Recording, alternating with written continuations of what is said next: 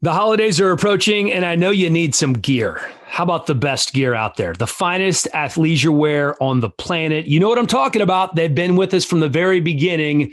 Vuori, Vuori. You want some sweatshirts that are going to keep you warm in the winter? Some joggers that are great for moving around town in? Just check out Vuori. And I have 20% off for you just in time for the holidays. Go to Vuori, Vuori, clothing.com/helipod for 20% off today. Been wearing the stuff for years, and safe to say, I'm infatuated with it. VuoriClothing.com/helipod for 20% off today. Special edition dropping this week with my man, Aqib Talib, my broadcast partner. He is all the buzz in the broadcasting world, and he is coming up right now on the Helipod, sponsored by Vuori.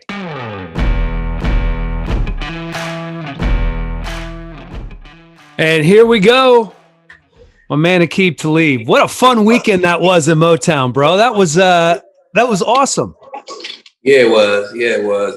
I definitely enjoyed myself. The whole experience, from the production meetings to the live action. I definitely enjoyed myself. What was the most surprising part of it for you? How fast it went. The game moved so fast. I feel like the game moved a lot slower to me on the field. And it moved so fast in that booth. Maybe because it was two people talking in different ears, or I don't really know what it was. But I felt like from start to finish, the game was over with like that. You know what I'm saying? Especially the first half. I felt like the first half went so fast. So I'd say the speed of the game was definitely the biggest difference, being up there versus down on the field. They always talk about, the mechanics of a broadcast, and the mechanics of calling a game are so different than shows you've been on, right? Whether it's Total Access on NFL Network or Sports Center or Colin Cowherd's show, calling a game is just, it's timing, it's kind of rhythm. Did you feel like you found that rhythm in the second half? Yeah, definitely. First thing I did, I came home and I felt I did it just like as if I was playing.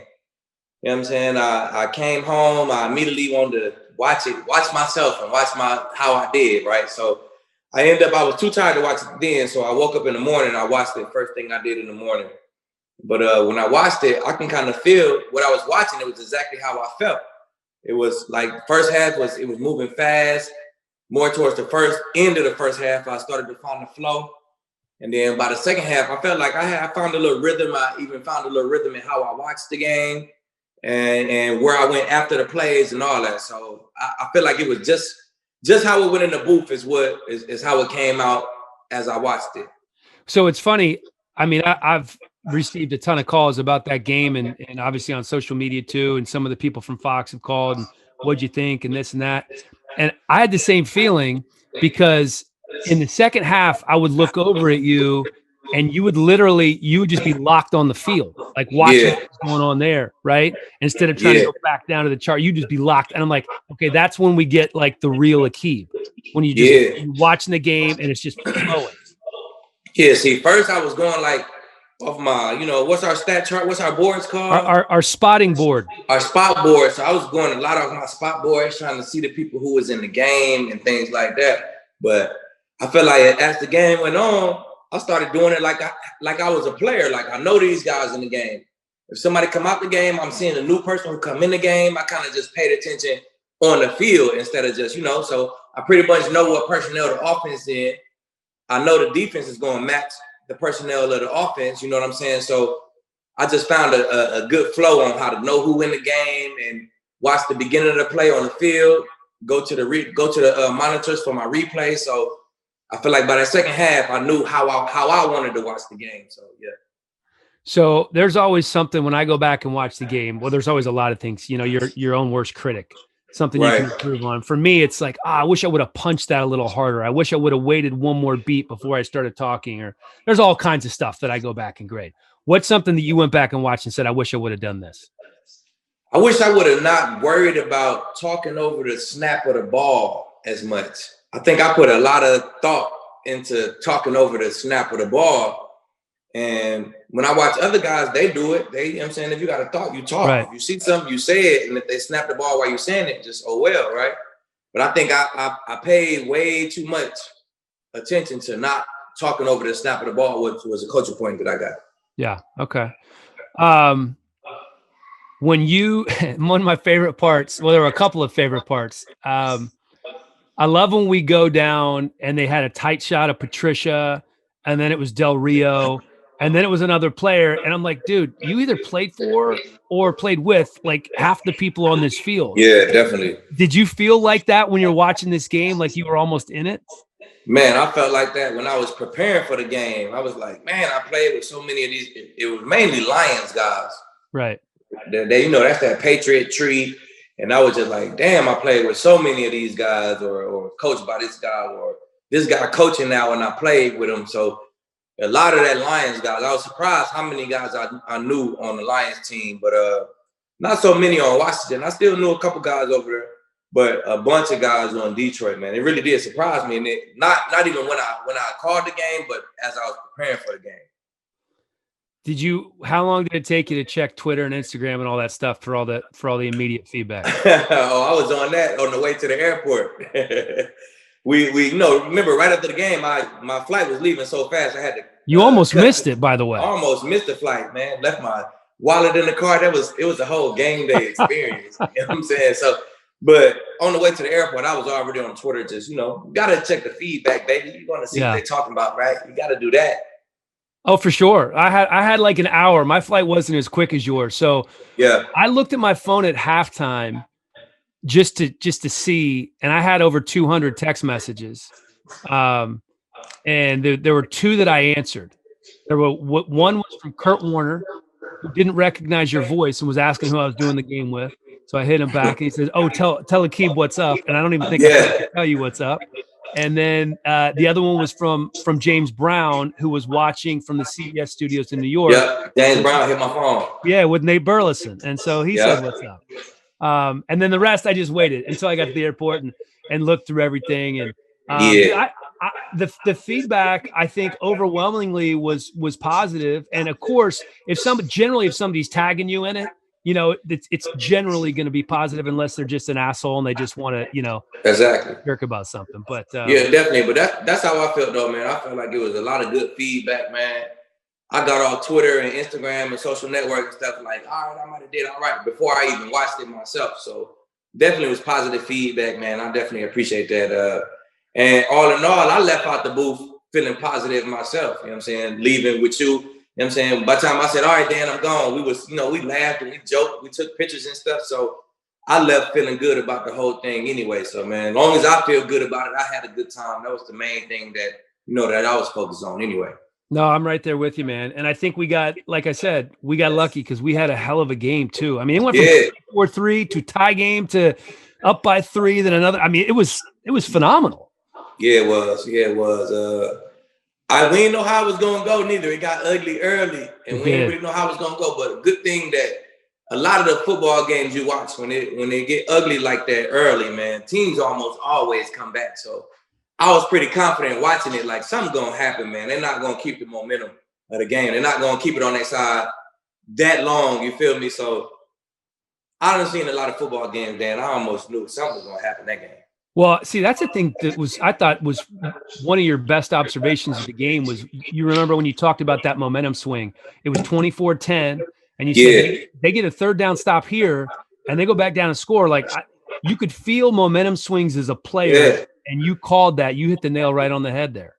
Yeah, it was, they scored a touchdown first. Remember, Washington drove down, scored a touchdown. And it was just like a key moment in the game where, like, if you backdoor, you score 2 touchdowns in a row, like, you're going to start talking a little noise again on that field. So, I mean, I've been in there before, so I felt it. And I said it, and I said the same thing. That's something that made me smile when I was watching it back. Like, yeah, I got that part right. It's always good when you get something right, Dan. You know what I'm saying? You want to say something and get it right. So, definitely, that was one of the highest points of my game, watching it myself, too. I loved it, man. Well, that was fun. Hopefully we get another shot at it, get a run it back together, because that was awesome. Yeah, definitely.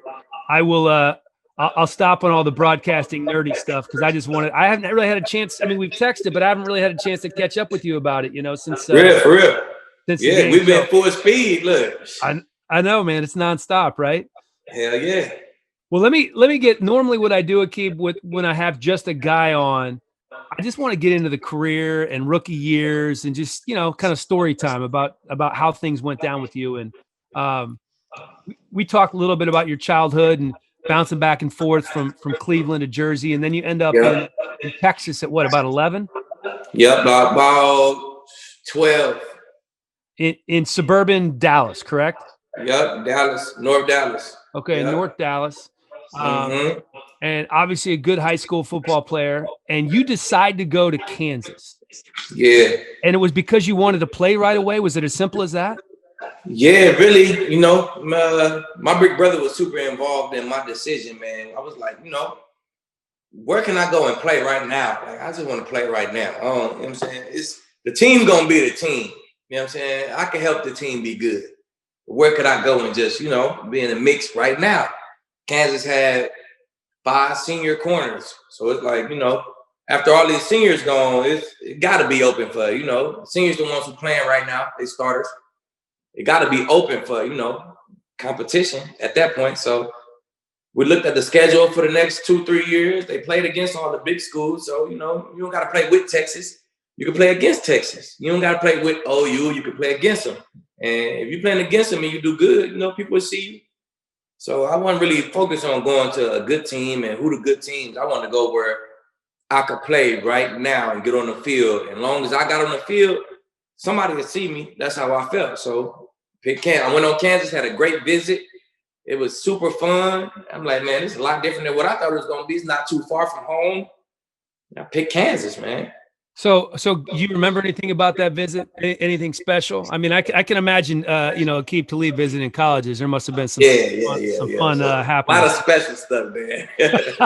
A lot of special stuff, but man, I just remember it was a good vibe with the team, man. It was they had it well organized. First of all, that was my second visit, and this one was like organized way better. It was like top notch because it was the Big 12. You know what I'm saying? They got They is the Big 12, and they basketball team do compete year after year. So, it's a big time program. So they in the mix, you know what I'm saying? They haven't been that successful. But at this point, that really wasn't what I was worried about. I just, it was so well ran, so organized, man. The guys had a good tight knit feeling, man. It was 20 guys from Texas, Dallas area on a team already. So I'm like, man, yeah, I could vibe right here. This perfect little straight shot right up, you know what I'm saying? Right up the highway. 6 hours, 5.5 hours, right up the highway. Boom, I'm here. So it was just a good spot for me, man. I just felt comfortable there. And next thing you know, I was there. Yeah. Well, and next thing you know, by the way, that was the most successful run that Kansas football has had in decades. You guys didn't have a losing season, right? I think you went 7 and then 6, and then your senior year, or your last year, which was your junior year, you go 12-1 and play in the Orange Bowl, right, against Virginia Tech. 12-1 in the Orange Bowl. Yep, we beat Virginia Tech in the Orange Bowl that year. 12-1. Who else was on that team? Man, we had a lot of NFL guys on that team. Man, we had Anthony Collins. He got drafted. He left early with me. He got drafted 4th round left tackle. We had Desmond Briscoe. He played in Tampa with me. Marcus Henry, he played on the Jets for a few years. Derek Fine played with the Bills for a few years. Man, we had a bunch of guys, a lot of guys on that team, man. Mike Rivera, he touched the league for a while. Kerry Meyer, he played for Atlanta, moved to receiver. Played for Atlanta for a while. We had some guys, man. So it was a lot of guys off that team. And off that team, that Virginia Tech team who we played in that Orange Bowl. Man, it was like 20 NFL guys in that game. Who was the quarterback for Tech then? Tyrod Taylor threw me a pick to the crib. Yeah. Okay. Yeah. I mean, they had Dwayne Brown at tackle. Man, I had a bunch of guys. Well, they were cranking them out there. I mean, they still do. They're cranking them out. Yeah. That's a good program. So you guys win that over Virginia Tech. I mean, that has to be the best year in Kansas football history. I called a couple of Kansas games last year, and you guys were all over the facility, from that. Oh yeah, it's definitely. That had to be the best season that they had, man, and that they ever probably. I mean, to be honest, it probably was the best one ever there. So it was just dope to be a part of that, man. We had a super good bond, man. I still talk to a bunch of the guys bunch of the guys from that team, man. So you see, take that. If you don't really got that love for each other off the field, man, I don't know how you can be successful, because all the teams that I played with who were successful like in that manner was all guys who I still talk to right now. I think that's awesome. And it was never more evident, Aqib, than when I saw your Instagram post of from the game. From the booth in the game, and I started looking at some of the comments, and it was like a who's who of your former teammates and Pro Bowlers showing love. I thought it was awesome. Yeah, definitely. So you wrap up the most successful year in Kansas history. You're a first-round pick. You go to Tampa. They're coming off a 9-win season. Jon Gruden's your coach. That defense still had Rondé. I think Philip Buchanan was there. That he was the other starting corner. Yep. Derek Brooks still playing. Cato June, who's a great dude, was playing for him, and I believe Kevin Carter was on that team too, right? Yep. Hovan, man, there was some guys on that defense. Man. Yeah, they had some studs. So you get there. I mean, listen, you are a stud at Kansas, and you're starting all over again as the big, first round rookie. What was that? What do you remember most about those first couple of rookie mini camps, and then when the big dogs get in? Man, I remember it was hard, man. I was like this the league, because it was guys like, I have no idea who this dude is. He on practice squad, right? But I'm like, bro, I remember calling my brother like, bro, he the coldest receiver on the team. He like, bro, he on practice squad? I'm like, bro, he cold. It was like, then another day I'll be like, nah, it's another dude. It's another dude. So, I mean, it was like everybody was top notch. It was like, man, I never been around nowhere like that. I got to Kansas, I immediately I felt like, oh, these the starters? Oh, I immediately could play with them. Like, I got to Tampa, and it was like, oh my God, like this game going so fast. It's gonna take me a minute to get comfortable. But I mean, all in all, you keep playing, you keep talking your noise and being confident in yourself and throwing yourself against some starters. It'll slow down fast. But man, that's definitely what I can remember, how fast the game was and how highly I thought of everybody. That really made me respect the NFL. So I'm like, man, you really gotta get better to be the best in this league, because everybody good. Did you come in chirping right from the beginning, or did you kind of just lay low and like try to soak everything in and then start talking shit? No, that ain't really how I get down, Dan. That ain't how I get down, Dan. See, look, Dan, this how I do. This has always been my method for myself and everything, and it worked for me, right? I'm gonna come in chirping. I'm gonna talk noise like if I feel like I'm gonna be good at it, I'm gonna talk noise like I'm good at it, and I want to be good at it, and I want some smoke. I'm gonna put the pressure on myself. I'm gonna make people look at me. Yeah, watch the matchup. Look, if I get killed, I get killed in front of everybody. If I do good, everybody watching. So I always kind of put that pressure on me. So I remember myself rookie year going outside like, man, I'm who you today, Leave? Okay, I'm Charles Woodson today. Raheem Morris used to love it. He was my DB coach. He used to Gruden. They used to love it, man. I used to be like, okay, today I'm Nambi. I'm Nambi today, press all day. Like just playing around. Like I used to make myself like, that's how I have fun playing the game. Right. And you draw attention to yourself, and it kind of put a little bit more pressure on you to perform when it's not a game. So I put some game-like standards on the practice situation. You know what I'm saying? So I enjoy that. That make me rise to the occasion more often. So when it's time to do it in the game, like, I do this. This is what I always do. Everybody has that rookie dinner, right? That costs them 10, 15, maybe more. 10, 15. I was up there. I might went no bullshit, Dan. I probably was like $36K. And they was mad at me. Look, they was mad. We went all out. We all went out together. DB dinner. We all went out together. And then, you know what I'm saying? Rondé Barber, like, man, the DBs, come on, we got another little spot we're gonna go to. Rondé took care of us. And I was the first round pick supposed to pay for the defensive dinner. Rondé took us over to another spot that he already took care of. But the guys calling like, where y'all at? Nah, keep trying to skip on the dinner. I'm like, I'm not. Rondé just, he told all the DBs, come on. What I'm supposed to say? No, like, it's Rondé. We gone. We went to another spot and stuff, man. We enjoying ourselves. They was on my phone, Cato and Brooks and everybody, like, make sure y'all come back through here for his part of the bill. $36K. Oh, God, 36K, a lot of Louis, all alcohol. That's the way it works, man. They order the most expensive champagnes and alcohol. You know, it ain't really like that no more though, Dan. It's that kind of died out now, honestly. Even for the big money first round picks? Yeah, I mean they might pay a little something, but man, I've never been a part of a team where a rookie paid 36K, and that's what I paid. And that was 12, 13 years ago. Exactly. So I mean, the money went up, but the rookie treatment, I feel like, you know, it's still stuff you do. You might get the chicken and the donuts on game day or stuff like that. Right. But as far as the real hazing, they kind of put a halt to that real. That's like real hazing. Like, man, that if you think about it, so what year was that? 08, 09? That's old. That's probably 2008. Yeah, 2008. So 36 August. 36 grand. Dude, that's probably 50, 60 grand in today's money. Real shit.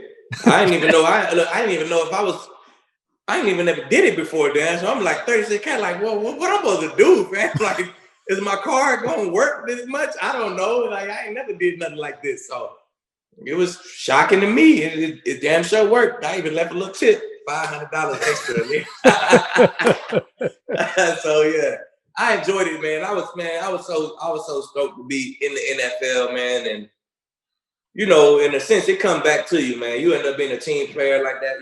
You know, I can't complain about nothing in my whole entire career. You know what I'm saying? From my rookie dinner to anything, man. I enjoyed every single part of it. So, how long did it take you, Aqib, to go from feeling like the young new guy to feeling like, okay, I'm a veteran, and you were helping out younger guys? Was that a year? Was that 5 years? How long? Really? It was 1 year because when I came in, you named the guys who was on the team, man. A bunch of OGs on the team. It's not even a name. Warwick Dunn on offense and Joey Galloway on offense. And you know what I'm saying? Them guys who you didn't name who on offense, right? Who we didn't name. Right. But after year one, the Glaciers cleaned house. Gruden was gone. Brooks was gone. Cato was gone. So it was all young guys in there at year one. So, I mean, a couple guys who in year 3, 4, 5, but all the OG guys we just talked about, they was all gone. You know what I'm saying? So it was immediately was like, all right, some new leaders out of the young guys got to step up. And that's just my natural personality, man. I'm just going to be one of the talking guys, one of the guys encouraging guys. Like, man, let's go. We got to do this a certain way. So it was just part of my nature, you know what I'm saying, to be one of those guys. So I say at about year 2, when Raheem became the head coach, I was already one of the older looked upon guys on the team. Well, I already know what you thought of Raheem, and you were a fan of his, and thinks he should get a permanent head coaching job in the future. And he was there for what, two seasons as a head coach? Three seasons with us. And then Schiano comes in. What was different about Schiano? Schiano was different. You know, it was a big difference, man. It was more of a strict coaching style, man. So, you know, that's the way he coached. He coached a college style. Right. It was more of a college style. He was coming from a college atmosphere, so it was a lot more of a college style. So it ain't last long for me. I was up out of there in a heartbeat.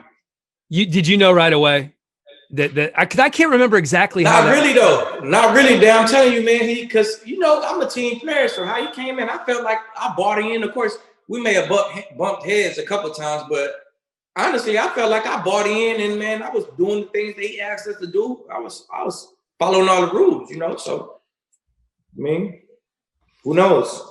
So you get sent to New England. Yeah. You know, Tampa's struggling, not winning games, and all of a sudden you're going to one of the premier organizations in football. And you know, you had some of your issues off the field, and people are thinking, man, this is like oil and water. Aqib and Bill Belichick, how's this going to work out? Right. It worked out pretty well. Tell me about that first conversation with Bill Belichick. And I remember that first conversation, man. It was Bill just saying, I ain't worried about nothing you did in the past. Like, you know what I'm saying? My relationship with you is from now on. And I'm going to need you to start this left corner for me. And I'm also going to need you to do what you did when we came down, because they came down to practice against us that training camp the year I got traded. They came down to Tampa and they practiced against us, right? So, you know, that was like an audition for me. You know what I'm saying? Bill Belichick and them guys coming down. I really had 3 days in a row. It was a game.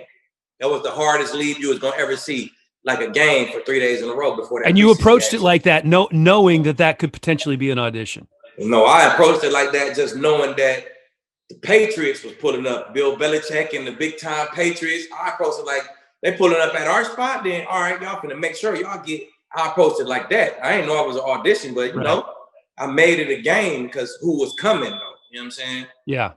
So he said, I need you to do on punt return what you did against us when we pulled up on y'all. Because I remember on punt return, I don't even play punt return like that for the Bucs.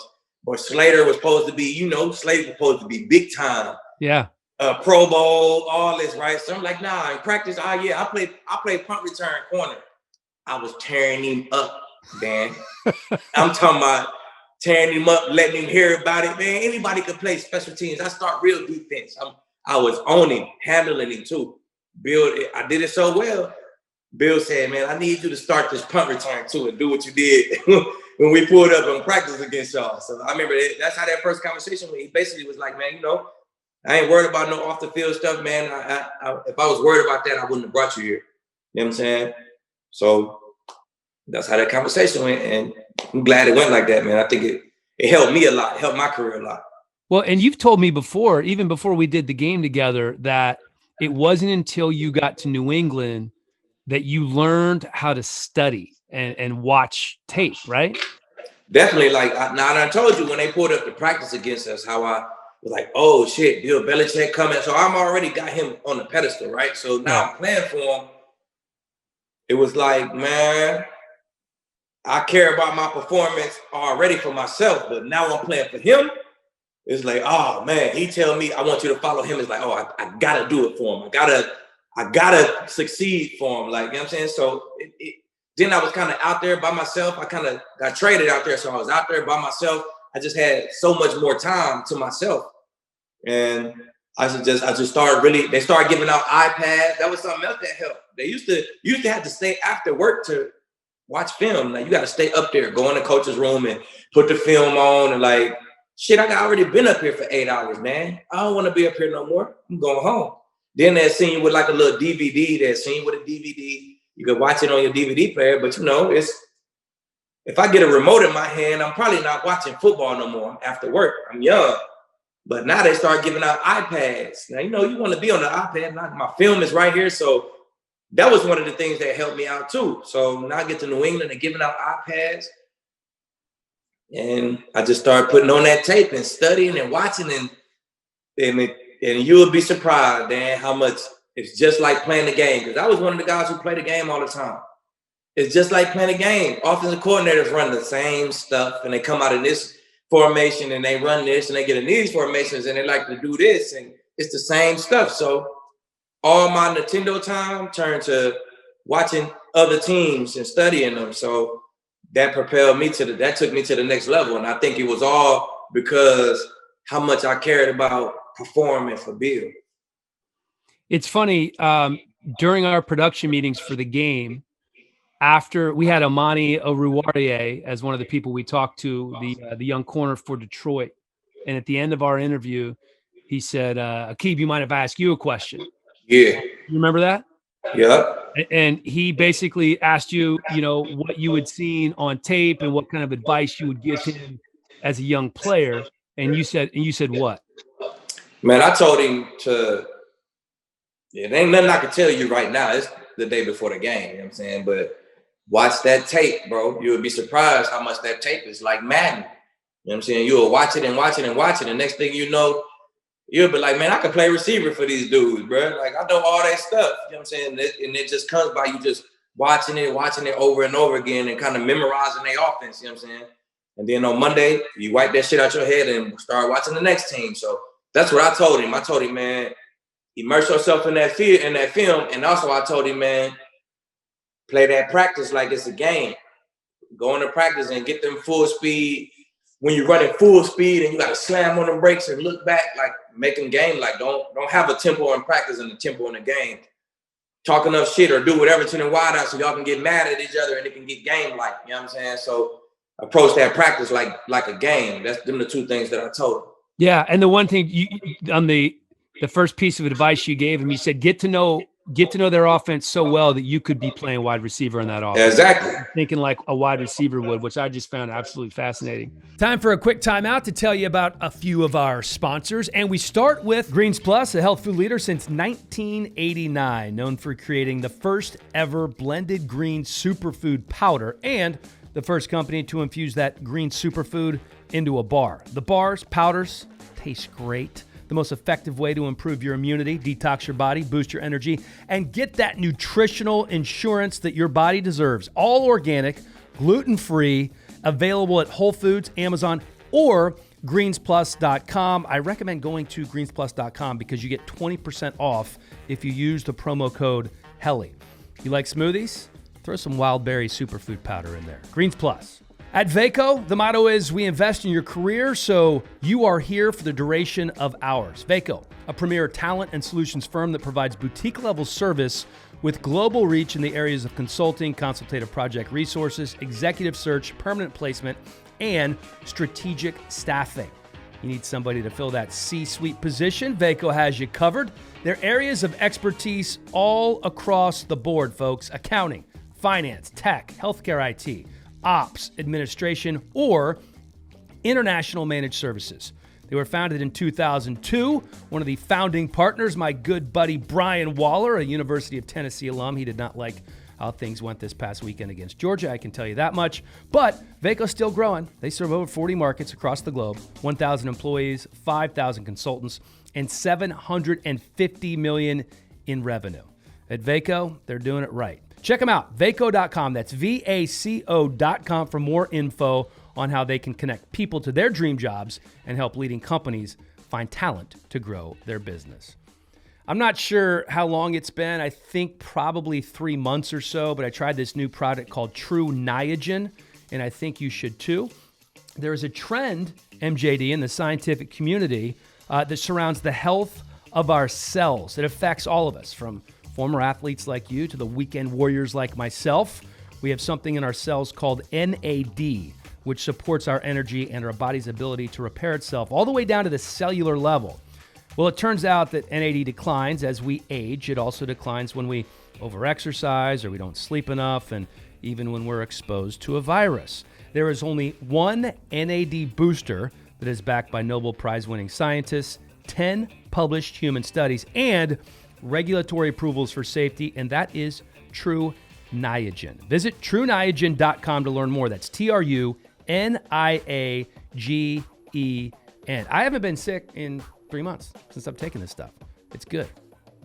Speaking of wide receivers, Patricia, when we talked to him, just lit up when he started talking about you and telling those old stories, and you coming into his office at the beginning of the week and just said, all right, I got him, coach. You take care of the rest of the game plan. So you would just basically go into Patricia's office and say, I want to check the number one receiver, and I'm going to follow him this game, and then that's it, right? Yeah, definitely. I used to go in there like, it'd be like Wednesday. I get there maybe 40 minutes early or something, go holler at Matty P real quick. And now it's Wednesday, so I've been there and watch for Monday, Tuesday. I got a good idea on the guy who I'm going to talk to him about. So I kind of go ask him, like, coach, what's the plan? What we thinking? You know what I'm saying? He like to do this when he right here, man. I guarded him. I can handle him right here. Like, you should let me follow him. I should just kind of ask him what the plan was and tell him, make him feel confident about me following the guy. You know what I'm saying? And I think the first time it happened, I don't even think I had the matchup first. I think on Wednesday I wasn't following, but by Thursday they was like, all right, kid, you gonna follow him around. It was a situation like that, you know what I'm saying? So it didn't take too many times though. I followed the guy around and everybody else was able to play the positions good and match up good. So it started. So man, I followed a couple guys out there in New England. I remember we were talking a little bit about your time in New England last week, and one of the things that you said that really resonated with me was when I asked about Belichick's rules, and you're like, Dan, he doesn't really have a lot of rules. You know, right. You played for a guy like Schiano, who was very much a militaristic kind of disciplinarian, and definitely it's not really like that, is he? Nah, Bill not like that at all, man. I mean, I don't know where it come from. Like, I mean, it come from guys who haven't been anywhere else. That's what I think. So they think like they came into the NFL. Maybe I don't know how their college situation was, but Bill just got that aura about him where guys just don't really play no games with him. You know what I'm saying? So maybe that's what they feel, and they feel like, oh yeah, it's like military around there because everybody's scared to do anything. But honestly, the rules is the rules is the rules. Is be on time, know your shit, and don't play around in the media. Them 3 rules right there. It's not much more than that, man. If you do those 3 things, Bill gonna love you. You know what I'm saying? That's why you see like people like Randy Mossy have a great time there. He don't have no problems there, man. He good. He got a great relationship with Bill. And that's because like I ain't telling y'all where to work. I ain't telling y'all what to drive and where to eat at and where to use your phone and what to wear around the hotel. And he don't care about all that stuff. He worried about winning football games, and that's by you being on time so we can teach you, ready to work in the morning. If you don't come to the first meeting in the morning, you're not ready to work today. You got something else on your mind or whatever. So, you know what I'm saying? He just got, I believe in it. If I ever ran a whole NFL building, I'd run it the same way. I'm worried about them 3 things, right? Like, I feel like the media stuff, that's like selfish. That signals like selfish players when you want to be the one in the media doing this and this. Like, man, let's just be regular in the media. Let's answer the questions that they ask us. We ain't talking about no Super Bowls or nothing. We talking about our next opponent. You know what I'm saying? I run my building like that too. And the guys, I feel like the guys would appreciate it, man. I don't know where the stories come from, but a lot of the guys who I know played for Bill, they like it. They appreciate how he ran the building because they play it for other guys and they see it ain't always like that. I think maybe it's just a perception of the way Bill is in the media, in his post-game press conferences and stuff, and people just assume that. Your contract was up after a season and a half in New England, and you were telling me that you basically negotiated directly with Bill. Yeah, definitely. I mean, your agent do the numbers, but whether you're gonna take the deal or not, I'll talk to Bill. You know what I'm saying? I can't speak for what everybody else did, but I'll talk to Bill. When it's time for me to talk about my cash and my situation and what's on the table and where I want to be, I always talk to Bill. So definitely, man, he woke me up on my bed. First number I see is, oh, Bill Sell. Okay, let me get right. It's Bill telling me, then he, tell me the good, the bad, the ugly, man. He lay it all out right there, general manager mode. So definitely, man. He handled the business in the offseason, for sure. So when you went to Denver, did you go to Denver because they were offering the most money or because they were the best team or it was the best kind of combo platter?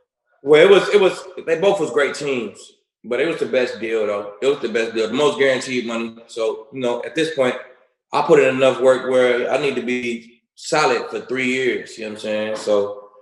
So building, also they put something out there, it just wasn't as much guaranteed. It was kind of year to year kind of thing, man. So, I wanted that 3 years guaranteed. That's all I needed to hear. So, and then I was going from Tom Brady to a Peyton Manning. Still got a great chance to win a Super Bowl and all that. So, man, as long as it was a great opportunity to win, plus a nice payday to take care of my family, that I was looking for at the time. So you get to Denver, and I mean, they got everything in place. They're a good team. That first year, John Fox was still there, and you obviously have Peyton. What was the biggest difference between Denver and New England, just in terms of how things operated around the building? I feel like year one, not much, man. Year one, I kind of got there and was like, oh yeah, this is one of those, well-ran organizations where every T is crossed, every I is dotted, man. It was from your travel, the way they book your travel, to everything, man. So they was both top-notch organizations as far as that. But I was there for a year. We made the playoffs. We got booted out year one. But year two, I feel like we really started to mesh as a team, like outside of the locker room. You know what I'm saying? So that was the biggest difference, in my opinion, man. Outside of the locker room, my team in Denver, now I had a great relationship. DBs, we should do DB night every week in New England, right? Me, Deb, Duran, all the guys, man. We used to go to DB night every Monday or Tuesday or whatever. But in Denver, it it was just a little bit different. We used to have old linemen over there. It used to be B-Mac the kicker. He was like the main person at Vine House. Like we just had the group was so much different, man. Outside of the locker room, it was real bonds. And then now, like, you know, a lot of the guys from that team, it's a lot of the guys who I still talk to in the NFL right now, like Danny Trevathan, guys like that, man. So Derek Wolf, man, guys like that. So when we just had they put the right group of guys together and we just vibe so hard. We could like fire each other up, joke on each other, man, and nobody catch no feelings, get mad. It was just always laughs and fun with us, man. So that was the biggest difference. It wasn't nothing to do with the organization, the coaching staff, or none of that shit. It was just the group of guys that meshed together. Would Peyton come hang out with you guys? Yeah, Peyton, man, he said, you know, I remember one time we get a text, boom, text on your phone, like, hey, if you got this text, it's for you. It ain't for nobody else.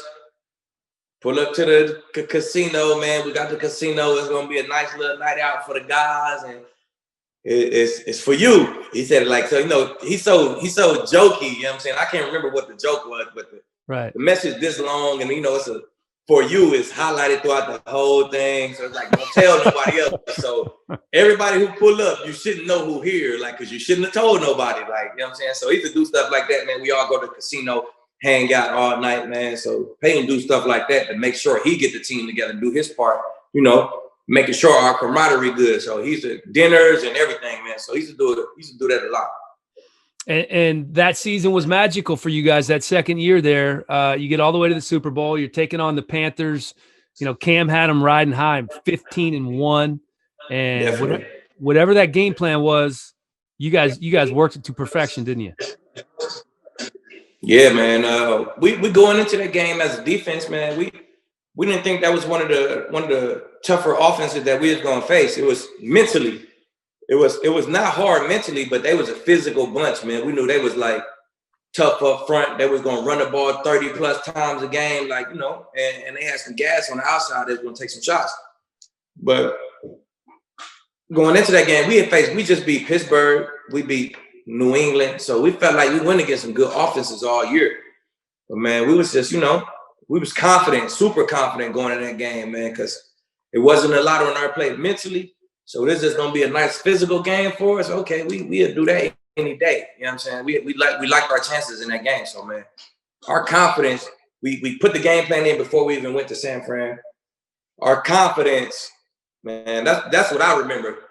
Just throughout the locker room, throughout the practices, throughout the hotel, I'm like, man, this is probably the most confident our whole group looked the entire season. So it was no doubt in my mind that we was gonna win this game, like not easily, but like we gonna handle these dudes the entire week, man. And that was just from how I was looking at the guys. Did it feel like afterwards anything had changed? Like that was kind of obviously the crowning achievement from a team perspective of your career. Did you feel like anything else in your career after that was gravy, or did you feel like you still had work to do? Nah, we felt like we still had work to do. It's crazy because, you know, they talk Super Bowl hangovers, and you don't even know you in that Super Bowl hangover until like week 7. So we like, man, look, we thought like, you know, we thought we had a good offseason. We thought we started the year good. I remember we probably started off like 3-0. We lost. Then it was like 4-1, 4-2, then 4-3, then 4-4. Then like it kind of started right then. So up until that point, first 6-7 weeks, we like, man, we finna win it again. Like, you know what I'm saying? We felt like we don't even got paid no more, but our quarterback playing good. Our defense still good. And then, you know, things start going left, and people start getting hurt. And all that got to do with off-season stuff. You know what I'm saying? So then you start thinking about the off-season, like, what did I do the year I won a Super Bowl? What did I do last year? Like, damn, I ain't even start to a month and a half later because you played a month and a half longer. Right. And yeah, I ain't do as much as I used to do at home. Yeah, so then you start to think about it like, yeah, I just ain't put as much into it in the offseason as I did in the season. The next thing you know, it's a Super Bowl hangover, man. So I think that's where it come from for real. So I'm curious. I think now after you've called your first game, that's what everybody wants to talk to you about. And then obviously they want to talk to you about your playing career and being a Super Bowl champ. And I think in the top 5 of things people ask you about has to be the Crabtree chain snatching, right? That has to be top 5. Yeah, I am. Yeah, 4 or 5. That's up there. It's up there. Definitely. So walk me through why and how that happened. It's just, I don't know. It's just sporadic. It's just, two guys, we from Dallas, we know each other. Just happened. You know what I'm saying? It's just a situation that happened. It's, bumping heads. You push me, I snatch the chain off. So he tapes it up that second time around thinking you're going to snatch it. Did you know that he had that thing taped up? Well, really, the second time I went into the game, I wasn't even really on that, man. He first play of the game, he socked Chris in the stomach. You know what I'm saying? Next play of the game, he really socked me in my stomach. Like, I'm years later, like, I ain't going to lie about no shit. He socked me in my stomach. I'm like, bro, come on, bro. And he just started blocking me hella hard. So you blocking me like it's up there, right? You want to do this shit again, I might well snatch this off again. So I just snatched it off again, and it led to what it led to, man. So, it's one of them times in your career, Dan. You're like, man, that shit happened. Oh, well, look, man, it happened. That's part of it. It is what it is. Did I see somewhere that you were gonna keep it and like put it on your dog or something? Yeah, people ask me shit about it. I'll tell somebody something different every time. I don't know what I was gonna do with it. That shit was years ago. So, it was. So after that great run in Denver, you traded to the Rams, right? And you reunited with Wade, who I think for a while had the funniest Twitter for any coach in the NFL. Mm-hmm. Son of a bum. It was awesome. What do you remember about the early, when you get to the Rams, and what were your preconceived notions about McVay, and what did you think once you got there? I didn't know what to think about McVay and them. I really just I wanted to go over there because I knew they had a nice offense. They had a great championships type offense, man. This type of offense could win the chip. Wade was the D coordinator on defense, man. I seen I got AD over there with me. Oh man, that's I really want to go play for Wade. That's what I want to do. I love playing for his system. I love how he called the game. So I wanted to go play for Wade, and I'm like, man, this defense, it got something to it. Some good players over here.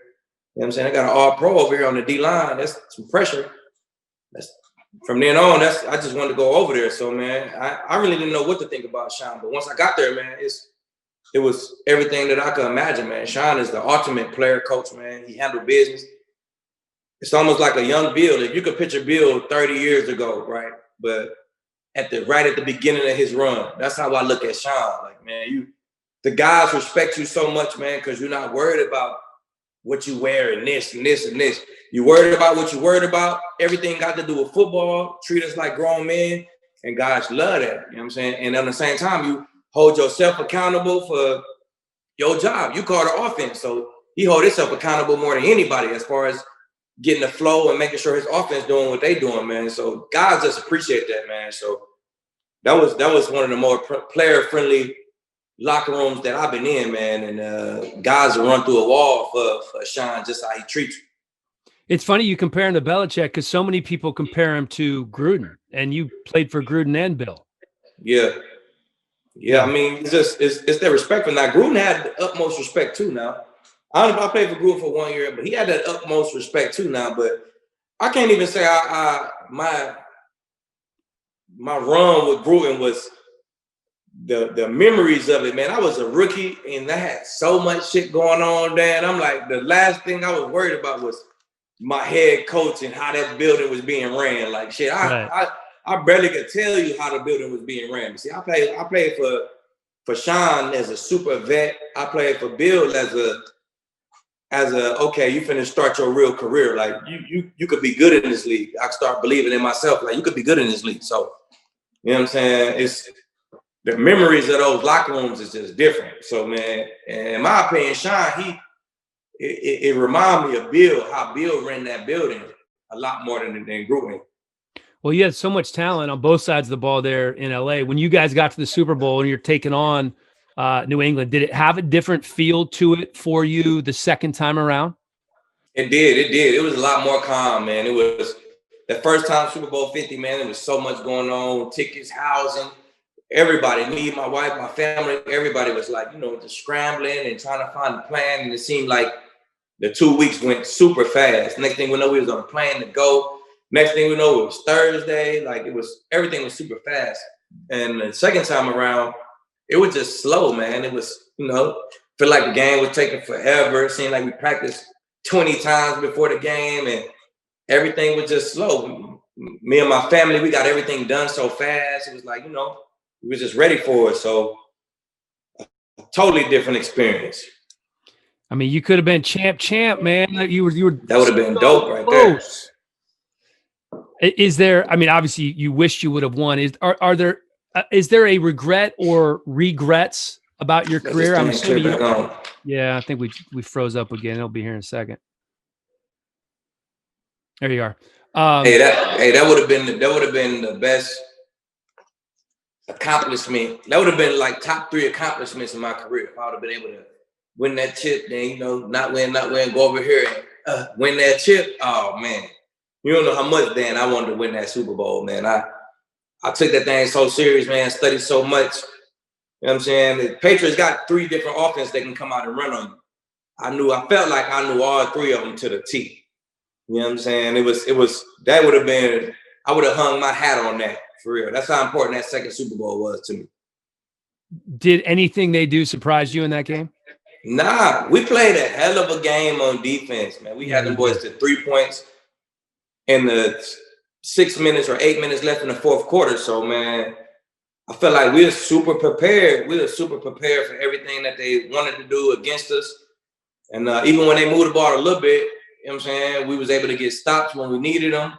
And man, they scored that 1 touchdown on us. That's it. That's all they need. Most important one. When did you know you were done? I know you were hurt at the end of your career and traded to Miami and never really report there. No, I never went.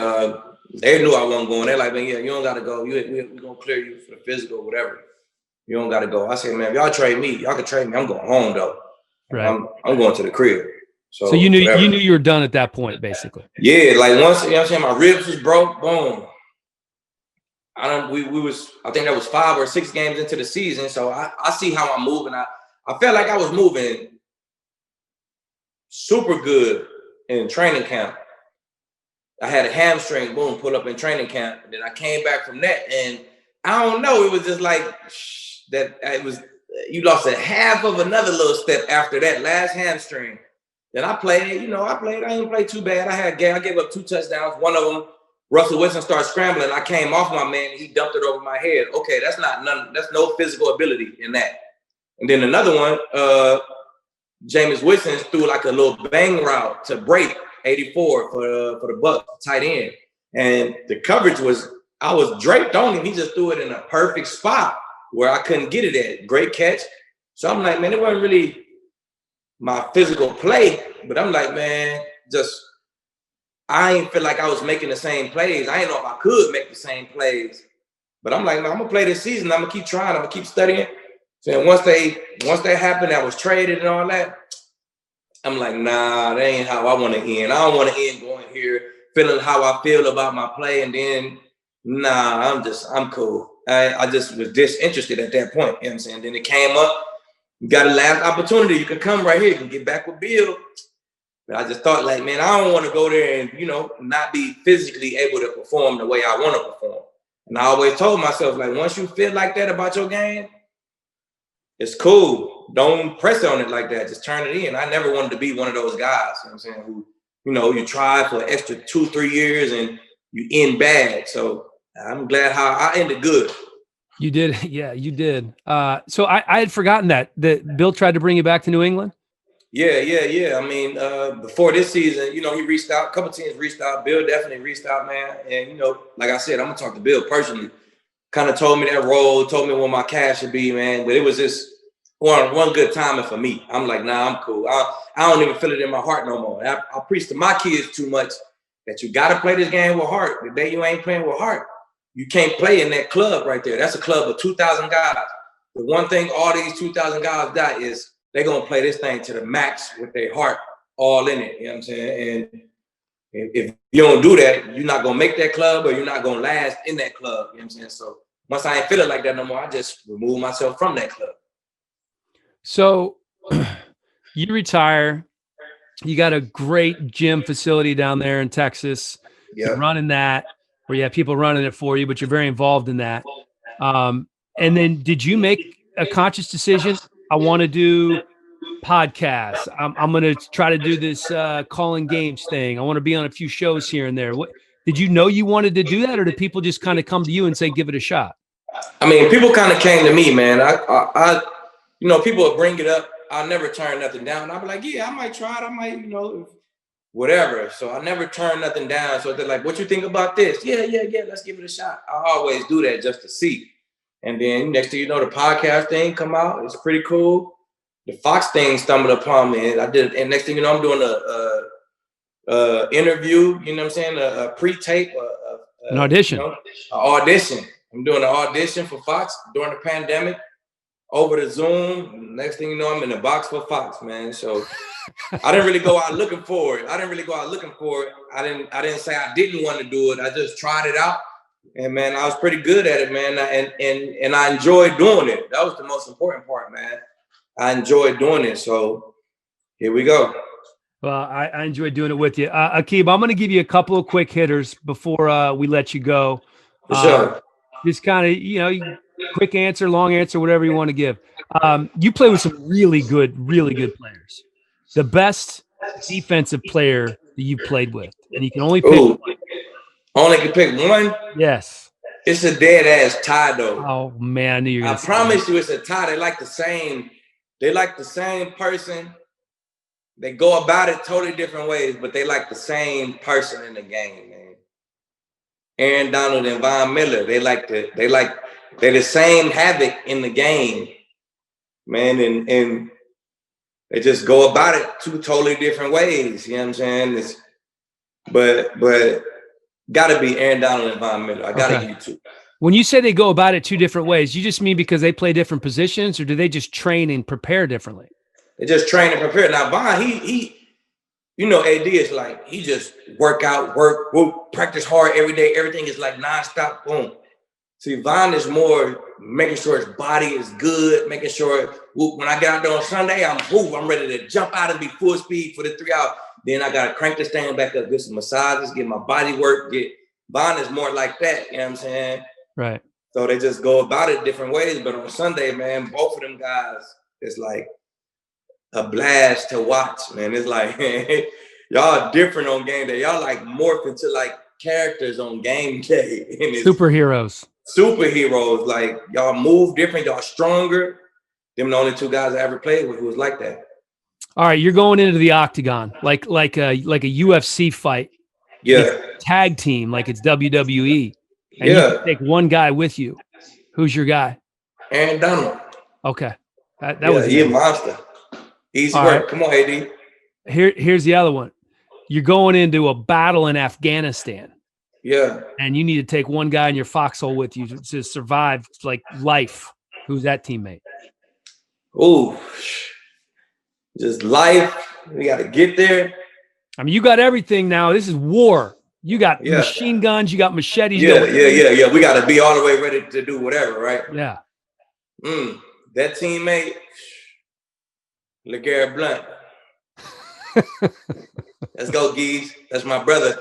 Let's go. I know he gonna look out for me. We both got families we got to make it home to. He gonna look out for me like I'm gonna look out for him. I love it. All right, you said before that Calvin Johnson and Randy Moss are the toughest receivers that you've ever guarded. How about a guy in the last, 4 or so years of your career who's still out there right now?